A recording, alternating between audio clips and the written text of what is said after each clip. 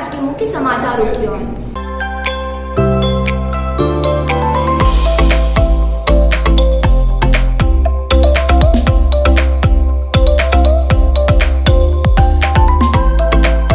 इंदौर नर्मदा परिसर में क्रिकेट को लेकर हुआ विवाद। छोटी सी बात को लेकर विवाद इतना बढ़ गया कि आरोप प्रत्यारोप एक दूसरे पर लगने लगे। नर्मदा परिषद में रहने वाले शिकायतकर्ता अनुराज पिता सुरेश जाट द्वारा कलेक्टर कार्यालय आकर आवेदन दिया गया कि उनके साथ 8 तारीख को कौशल उर्फ विक्की कुशवाहा व प्रिया कुशवाहा द्वारा झूठा आरोप लगाया जा रहा है कि अनुराज ने जैन और अश्लील हरकत की।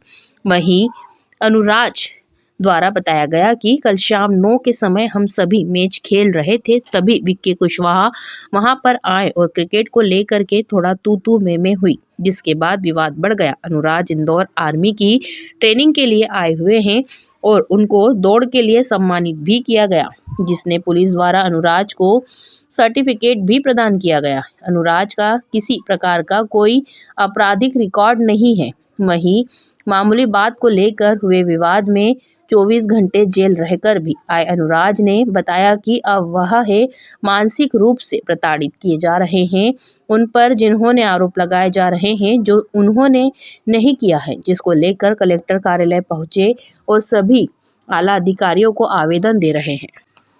इस प्रकार के गंभीर आरोप को लेकर अनुराज काफी मानसिक प्रताड़ित हुए हैं और फिलहाल बाय आर्मी की ट्रेनिंग के लिए आए हुए थे। इंदौर अपने चाचा चाची के पास रह रहे थे, जहां विवाद हुआ। विवाद के बाद से मानसिक प्रताड़ित होने के बाद काफी डिप्रेशन में था। मनोबल पूर्ण रूप से टूट चुका है। कॉलोनी में हर कोई आते जाते अपराधी की नजर से देखता है। जुर्म किया ही नहीं, उस जुर्म की सजा मिल रही है। एक सेना में भर्ती होने के लिए जा रहा है, अपनी देश सेवा देना चाहता, इसलिए अनुराज सेना में भर्ती होना चाहते हैं। इस प्रकार अगर झूठे आरोप लगाए जाएंगे, मानसिक प्रताड़ित किया जाएगा, तो किस प्रकार से करेंगे देश सेवा। अनुराज सभी से मानसिक रूप से प्रताड़ित होकर अधिकारियों को अपने ऊपर कोई अत्याचारों को लेकर आवेदन दिया।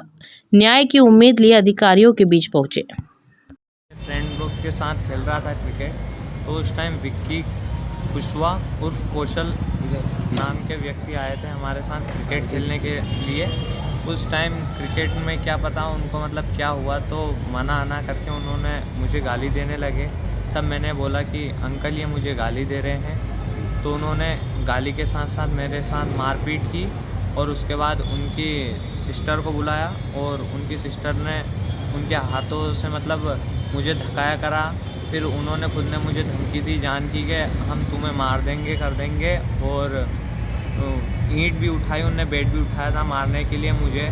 उसके बाद मतलब फिर उनने मारपीट। फ़ोन लगाया था पुलिस को सर हम फ़ोन लगाने वाले थे, उसके पहले उन्होंने फ़ोन लगा के उन्होंने खुद ने मतलब झूठी रिपोर्ट दर्ज करवा के 100 नंबर को बुला लिया था। तो वहाँ पे सर ने आपसी करवा दी थी, जिसके बाद मामला सॉल्व हो गया था। उस मामला सॉल्व होने के बाद उन्होंने 2 दिन बाद जाके उन्होंने खुद ने वापस झूठी रिपोर्ट डाली कि लेडीज़ के साथ मैंने गलत किया, हाथ लगाया करा, छेड़छाड़ के बारे में मतलब उन्होंने झूठे इल्ज़ाम लगाए, चेन छीनी। अब सर मैं आर्मी की तैयारी कर रहा हूँ, मेरा सर्टिफिकेट देख लीजिए, ये मैं धार गया था जो, और थाने का चरित्र प्रमाण पत्र। अब ये ऐसे में झूठी रिपोर्ट डालने के चक्कर में अब मैं वापस जाऊं तो मेरे ऊपर ऐसी धारा लगवाई इन्होंने, तो उसमें मेरे को चरित्र प्रमाण पत्र वापस से मिलेगा क्या थाने से? और क्या मैं इतना वो अपराधी दिख रहा हूँ क्या कि मतलब मैं अभी 2 महीने पहले चरित्र निकलवा के लाऊँगा, 4 गुंडों को बुला के उसको पिटवाऊँगा? मैं ऐसा क्यों करूँगा सर? फिर भी उन्होंने झूठी रिपोर्ट डलवा के हमें थाने में 2 रात रुकवाई।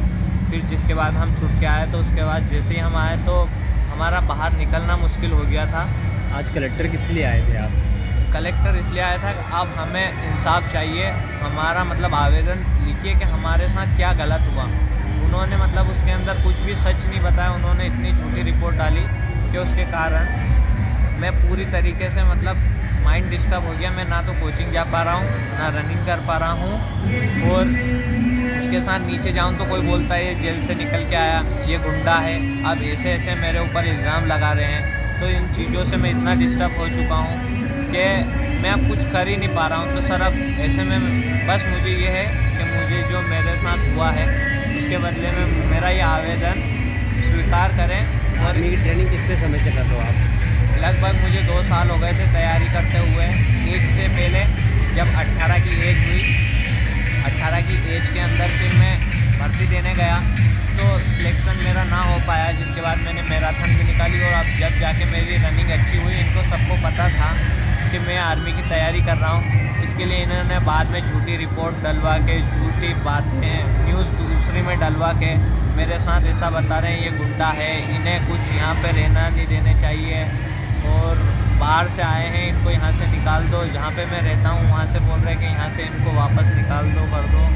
तो ऐसे ऐसी झूठी रिपोर्ट डाल रहे हैं कि सर इसके कारण आप यहाँ किसके साथ रहते हो? यहाँ मैं मेरे चाचा चाची के साथ रहता हूँ और साथ में मेरे बुआ जी का जो लड़का है वो भी, मतलब उन्होंने तो कुछ नहीं किया था, बाद में आए थे। जब बोला था क्या हुआ तो थाने में मेरे साथ साथ मेरे चाचा जी जो थे उनका भी, उन्होंने मेरे चक्कर में, छोटी सी लड़ाई के चक्कर में उन्होंने उनको भी थाने में बंद करवा दिया, मेरे बुआ के लड़के को भी बंद करवा दिया और साथ में मुझे भी, ताकि मैं इन चीज़ों से सबसे समय तक रहे थाने में आप?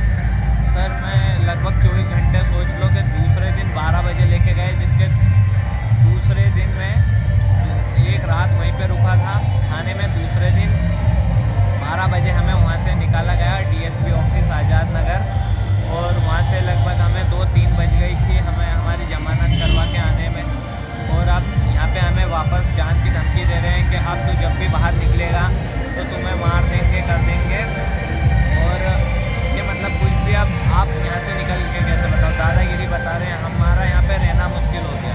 आपका परिचय क्या परिचय? मेरा परिचय अनुराग जाट, ग्राम मिर्ज़ापुर, तहसील खातेगांव, जिला देवास का रहने वाला हूँ और आर्मी की